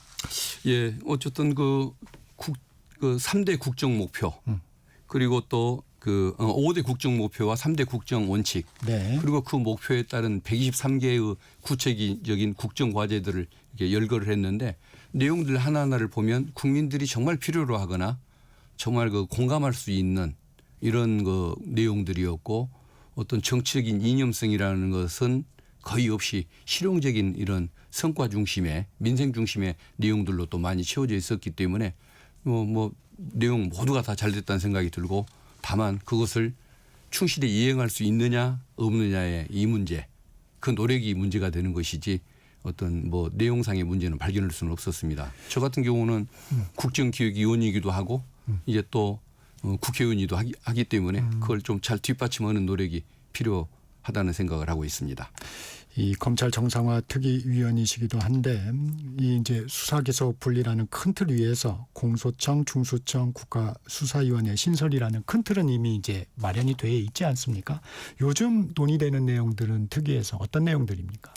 일단은 검찰청 폐지, 중수청과 공수청으로의 분리 이 부분은 이제 너무 명백하게 다 정해진 원칙이기 때문에 큰 틀은 다 합의가 됐습니다. 다만 이제 요새 내부에서 논의하는 것은 좀 세부적인 것들. 이렇게 구조를 바꿨을 때 수사의 공백이 발생하는 문제가 있지는 않을까. 또 제도 변경 과정에서 국민의 한 명 한 명의 권익 구제에 혹시 공백이 또는 뭔가 뭐 빈틈이 생기지는 않을까. 이런 부분들을 살피면서 조금씩 그 보완하는 방안들을 논의를 하고 있습니다. 약간 이제 디테일한 부분으로 들어가고 계시군요. 예, 그렇습니다.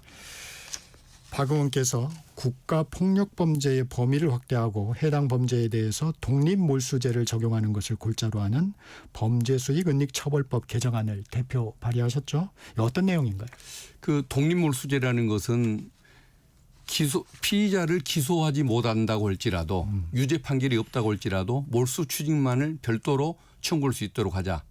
이런 내용입니다. 기존에는 유죄 판결이 있어야만 부가형으로 몰수 추징을 할 수가 있었는데 그러다 보니까 피의자가 사망을 하거나 공소시효가 경과해서 기소를 못 하다 보면은 재산 몰수를 부정한 수익을 몰수를 못 하는 문제가 생기는 겁니다. 네. 그러다 보니까 전두환 씨의 손자 노태우 씨의 자녀에 의해서 비자금의 실체가 드러났는데도 그분들이 사망해서 기소를 못 하다 보니까 그 자녀들이 그 어떤 비자금을 가지고 호의호식하는 이런 문제가 생겨서 국민들의 정서와 이 동떨어진 문제가 생긴 겁니다. 그래서 이런 그 문제에 대해서는 독립적으로 몰수 추징을 선고받아서 그 재산을 환수를 해내자라는 취지로 이 법안을 바꾼 것인데 이렇게 되다 보면 이미 사안이 종료된 것을 소급하는 문제가 있지 않냐. 네. 형벌 소급 입법 금지의 원칙에 어긋나지 않냐라는 이런 시각이 있을 수가 있어서 헌재가 문제가 없다고는 극히 예외적인 이런 국가 반인권적 그 국가 폭력 범죄 예를 들면 전두환 노태우 이분들 사례와 같은 경우로 한정을 해서 이 법안을 발의를 하게 된 것입니다. 그러면 고 전두환 노태우 전 대통령의 비자금 환수를 위한 법안이다. 이렇게 볼 수 있는 건가요? 그게 대표적인 것이고 어떤 반인권적 뭐 이런 국가 폭력 범죄라든가 국가의 또 국민에게 사회적으로 커다란 참사를 일으켜서 대한국민 모두가 다 어떤 그 공분할 정도의 사안이고 피해가 직접 느껴지는 사안이라고 한다면 그 포함될 수 있는 그런 경우라고 예상을 하고 추진하는 것입니다. 그러면 발의 배경은 이제 전두환 노태우 전 대통령의 비자금 환수지만 이 법안이 앞으로 이제 그런 상황에 재발을 방지할 수 있는 역할을 할 거다. 이렇게 기대를 하시는 거군요. 예, 그렇습니다. 지금 당론 추진 가능성은 어떻습니까? 일단은 뭐 장경태 의원도 발의했고 저도 발의했고 과거에 한정혜 의원님도 발의를 한 적이 있습니다. 네. 그리고 참 독특하게도 국민의힘의 박준태 의원도 전두환 전 대통령 사례 같은 걸 언급을 하면서 이 법을 발의를 했습니다. 그래서 좀 생각이 있는 분들 같으면 거의가 다 공감을 하기 때문에 당론으로도 뭐 충분히 가능하고 뭐 심지어는 야당 의원마저도 참여하는 뭐 입법 통과가 가능하지 않을까 그렇게 기대를 하고 있습니다. 네, 오늘은 여기까지 듣겠습니다. 지금까지 박균택 더불어민주당 의원이었습니다. 고맙습니다. 예, 감사합니다. 전격시사 2부 마칩니다. 잠시 후 3부에서 뵙겠습니다.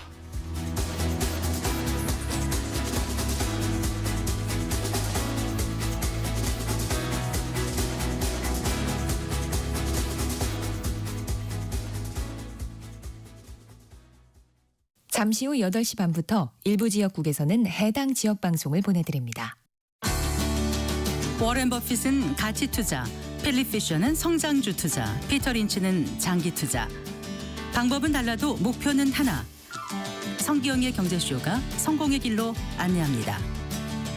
깊이 있게, 명쾌하게, 지금 이 시대 경제에 관한 모든 것을 알려드립니다. 평일 오후 4시 5분 성기영의 경제쇼와 함께하십시오.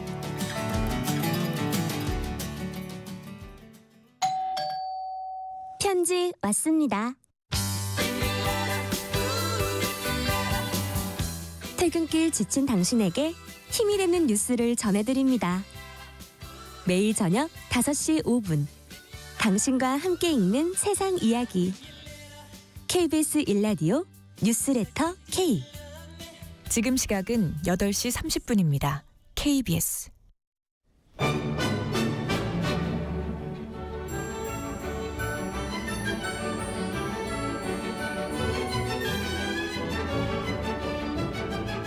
KBS 1라디오 정통 시사 프로그램 정격 시사. 정치자의 눈으로 질문하겠습니다. 공정의 가치를 추구합니다. 꼭 필요한 정보를 담겠습니다. 월요일부터 금요일까지 아침 7시 20분에 찾아옵니다.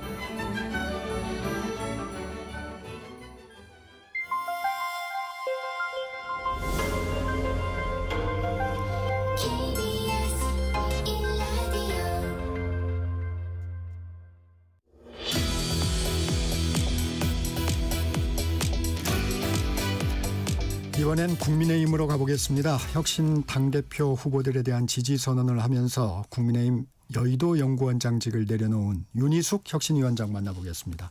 위원장님 안녕하세요. 네, 안녕하십니까. 현안 살펴보기 전에 기상특보 전하고 가겠습니다. 오늘 아침 8시 5분 서울, 인천, 경기, 충남, 강원 전역에 산사태 경보가 발효됐습니다. 산림과 인접한 주택에 머무르지 마시고 산림과 떨어진 학교나 마을회관으로 대피하시기 바랍니다. 산림 인근 주민들께서는 이웃과 수시로 연락해서 위험 상황을 공유하시기 바랍니다. 대피 명령이 떨어지면 지정된 장소로 즉시 대피하시고 인명피해가 발생한 경우 119에 구조를 요청하시기 바랍니다. 이상 산림청에서 알려드렸습니다. 네, 현안 살펴보겠습니다. 혁신 후보를 지지한다. 여의도 연구원장직을 사퇴하셨는데 사퇴 배경부터 설명해 주시겠습니까? 여의도 연구원장은 중립의 의무가 있습니다. 그래서 경선이 진행되는 동안에 어떤 후보에게 유리하거나 불리한 입장을 얘기하면 안 되는 자리예요. 근데 제가 경선이 진행되는 과정을 보아하니 정말 국민들 보시기에 어처구니 없는 일들이 지금 벌어지고 있는 거거든요. 그게 뭐냐면 윤어게인, 윤 대통령을 다시 입당을 시키겠다, 면회를 가겠다, 계엄에 사람이 죽었냐, 다쳤냐 이런 얘기들이 당을 정말 죽는 길로 저는 들이밀고 있다고 생각해요. 근데 그런 후보들이 우세해요 현재. 그래서 이거를 그대로 방관하고 방치하는 게 지금 중립의 의무를 지킨다는 의무 아래에서 그러는 게 큰 의미가 없겠다. 정치인으로서 중립의 의무를 져야 하는 자리에서 나와서 이런 중요한 시점에서 얘기를 해야 되겠다. 이런 결심을 한 겁니다. 전당대회 구도상 안철수 조경태 후보가 혁신 후보인데 특별히 지지하시는 후보가 있나요?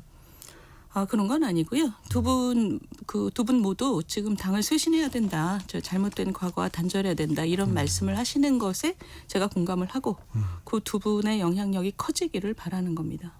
그러면 혁신 후보 지지는 어떤 방식으로 좀 하시게 되는 건가요? 여러 가지 타진을 하고 있는데요. 제일 중요한 건 이렇게 아침에 나와서 정 선생님 앞에서 이렇게 얘기하는 거죠. 윤어게인을 지금 얘기하는 것이 얼마나 어처구니 없는 일이며 그분들이 사리사욕을 위해서 당을 희생시키고 있다는 것, 그 당원들께 이제 호소하는 거죠, 사실은.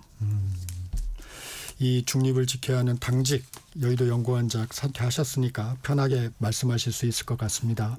김문수 후보 왜 당대표가 돼서는 안 됩니까? 김문수 후보는 지금 대선 이후에 굉장히 옳은 얘기를 하셨어요. 당이 굉장히 망가졌다. 그래서 계엄이 왔다. 이런 얘기를 하셨어요. 근데 재밌는 거는 대선 중에는 그런 얘기를 못 하셨어요. 대선 중에는 큰절을 하시면서도 잘못됐다고 하시면서도 계엄으로 국민들에게 일으킨 불편에 대해 사과한다 이러셨어요.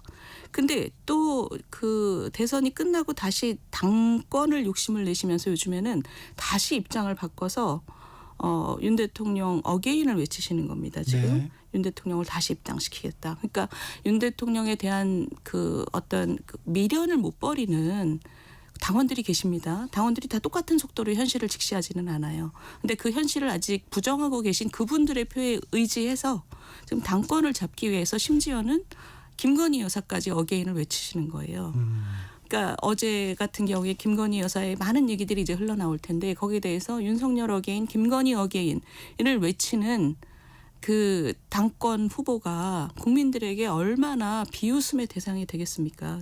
그러니까 그런 분이 당대표가 되면 당을 제대로 운영하기도 어려울 거지만 보다 중요한 것은 국민들로부터 우리 당이 철저하게 외면당할 거라고 저는 생각이 돼요. 그래서 그것은 지금 뭐 두 윤 어게인 후보가 마찬가지입니다만 김문수 장동혁 그거는 막아야 된다. 저는 그렇게 생각합니다. 그러니까 한 가지만 말씀드리면 네. 이때까지 우리 당이 여기까지 오기까지 사실은 책임진 사람이 아무도 없습니다.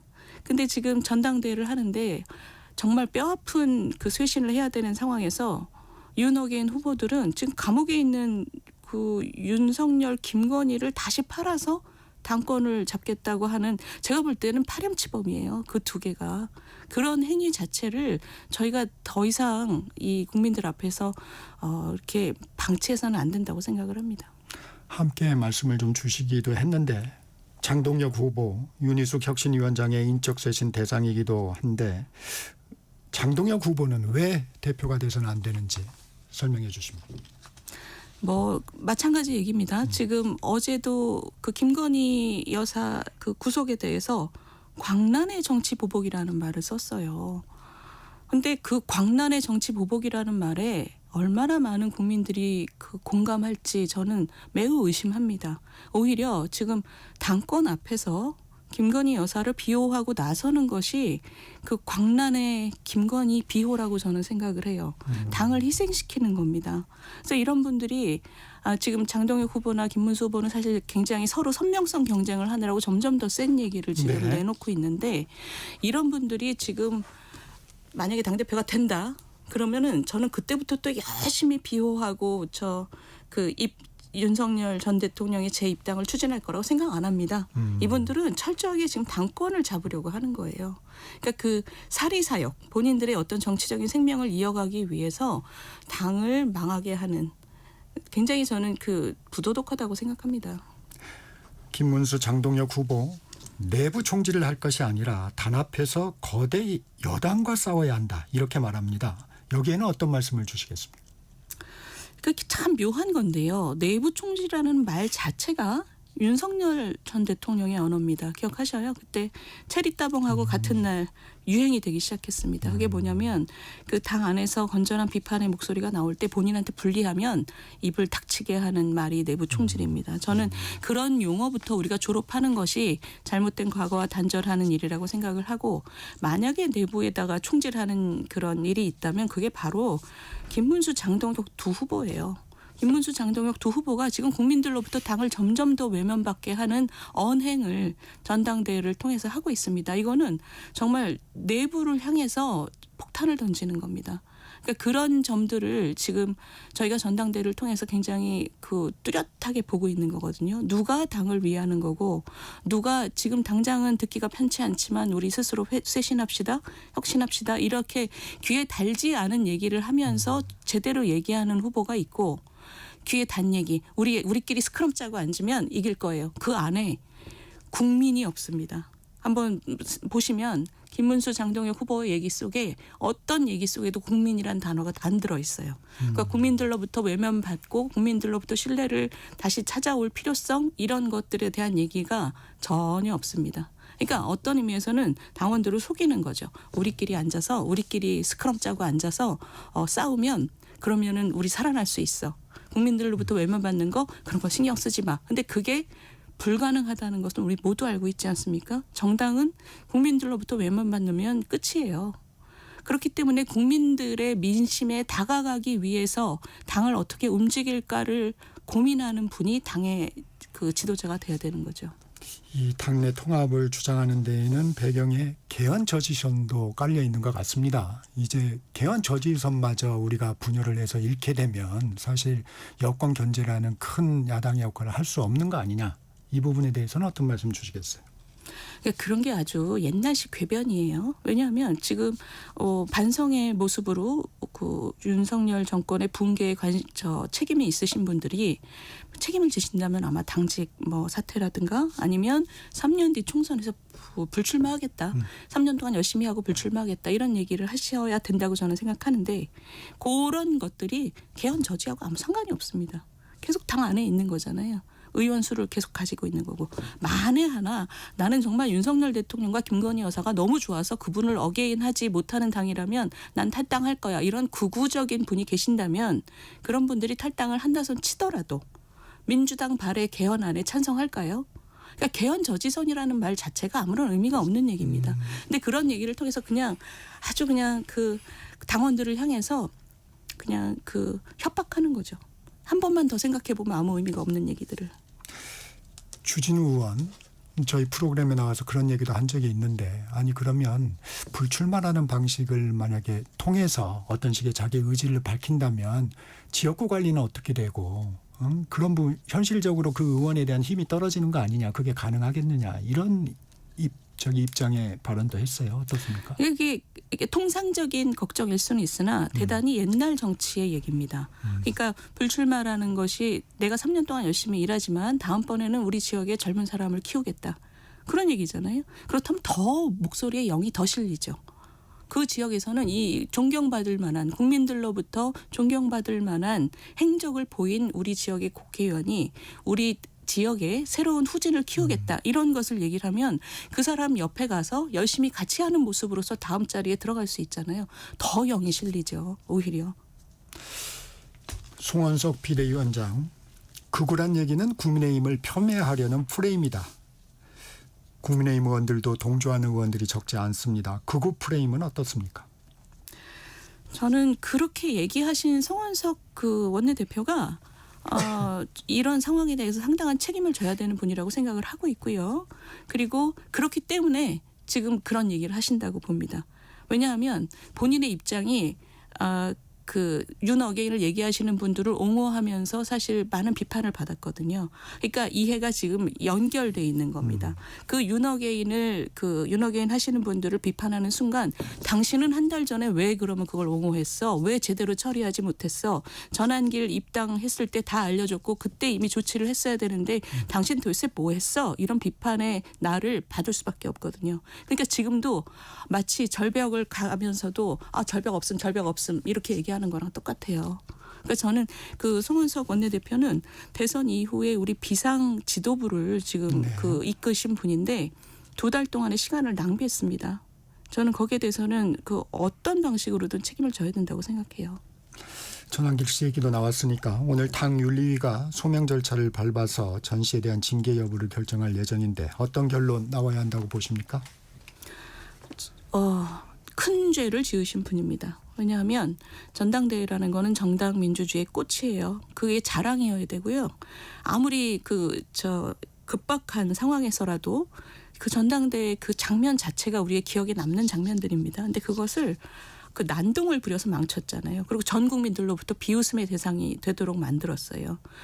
저는 윤리위원회가 제대로 판결을 내려야 된다고 생각하는데 아주 중한 조치가 내려야 된다고 생각합니다.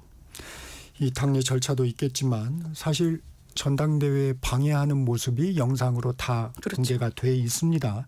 그런데 징계 절차가 이렇게까지 걸려야 되는지 민주당에서 이춘석 의원 제명 조치까지 한 과정을 보면 좀 대비가 됩니다. 어떻게 보십니까?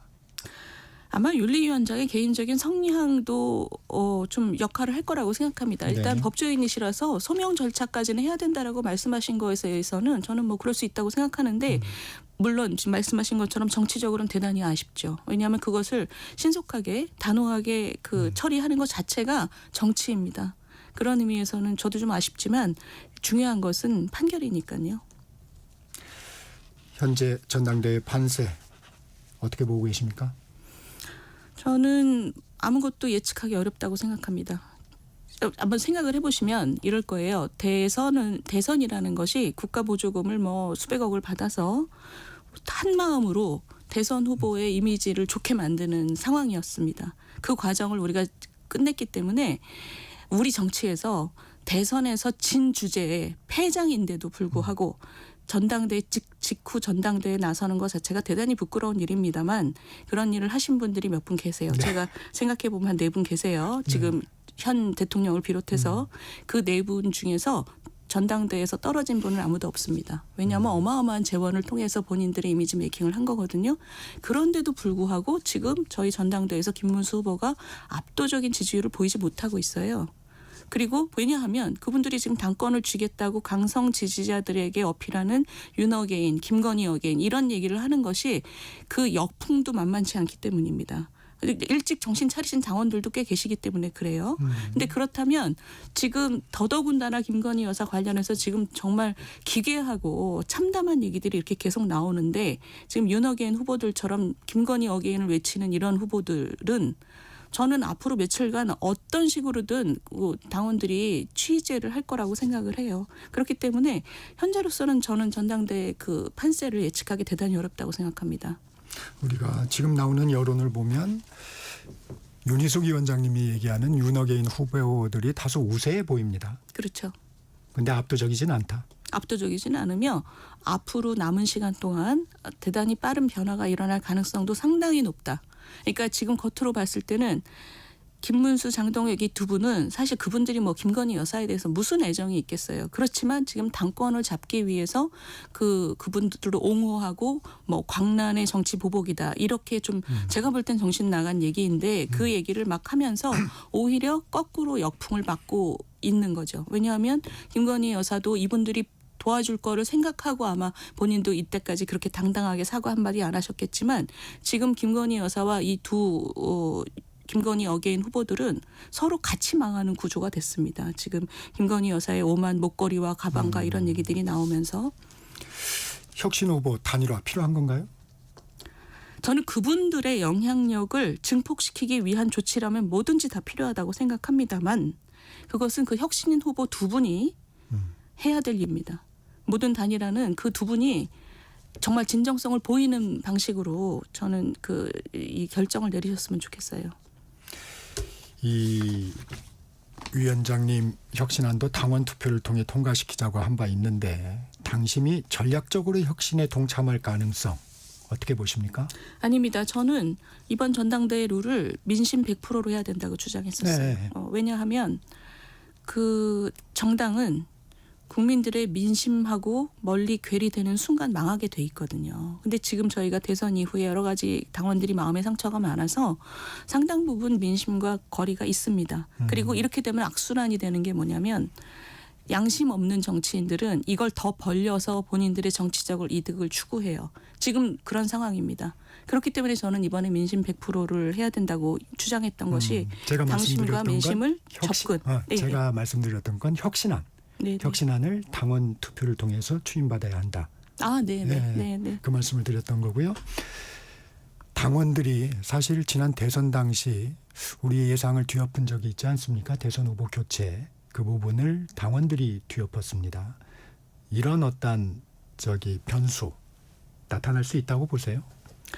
그게 지금 제가 해야 되는 일이라고 저는 생각을 합니다. 왜냐하면 지금 당원들이 아까 제가 잠깐 말씀드렸지만 당원들도 다양하세요. 근데 지금 민심과 가까운 생각 그리고 현실을 직시하고 이제는 정말 제대로 된 야당으로서 법치를 준수하는 그런 정치를 해야 된다. 이렇게 생각하시는 분들은 지금 마음이 많이 무너져 계세요. 너무 창피하고 지금 당에 대해서 이제 자부심이 많이 떨어져 계시기 때문에 조용하셔요. 전화도 안 받으시고. 그리고 강한 이제 막 악이 남으신 분들이 있지 않습니까? 지금 아직 현실을 부정하고 계신 분들이 이 전당대회에서 많은 지금 목소리를 내고 계시는데 이 당을 지킬 수 있는 것은 지금 이 당에 대해서 정말 실망 많이 하신 분들, 마음이 무너지신 분들이 이분들이 일어나지 않으면 지금 당은 정말 더 망합니다. 제가 지금 여기 나와서 이런 얘기를 하는 것이 뭐냐면 지금 당을 지킬 수 있는 것은 우리 당원밖에 없다. 이런 얘기를 지금 드리고 싶은 거예요.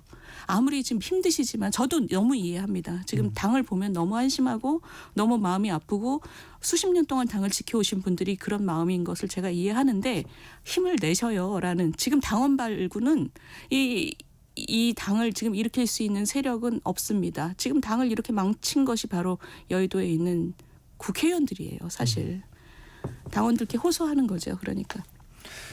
특검 얘기 좀 해보겠습니다. 김건희 특검이 어제 국민의힘 여의도 당사를 전격 압수수색했습니다.